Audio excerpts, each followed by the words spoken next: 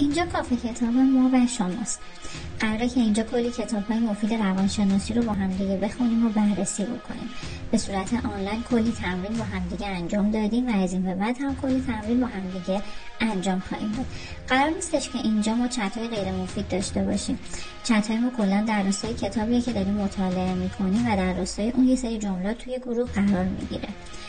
اما بعد از 2 روز اگر چتی هم شده باشه پاک میکنیم. ما نمیخوایم گوشی شما رو پر بکنیم، اما میخوایم کلی اطلاعات مفید به شما بدیم. بعد از اینکه هر کتاب تموم بشه، وایسای کتاب رو ما به یه کانال دیگه انتقال میدیم و فقط وایس کتابی که داریم مطالعه میکنیم و توی این کانال و این گروه میبینیم. برای اینکه بازم میگم قرار نیست ما گوشی شما رو پر بکنیم، اما هر کسی که دوست داشته باشه که به هر کتابی دسترسی داشته باشه میتونه که به کانال ما مراجعه بکنه و کتاب‌ها رو توی کانال ببینه و دنبال بکنه. پس با ما باشید، چه به صورت آنلاین و با تمرین ها، چه به صورت آفلاین و با گوش دادن وایس کلاس ها و پرسش و پاسخ.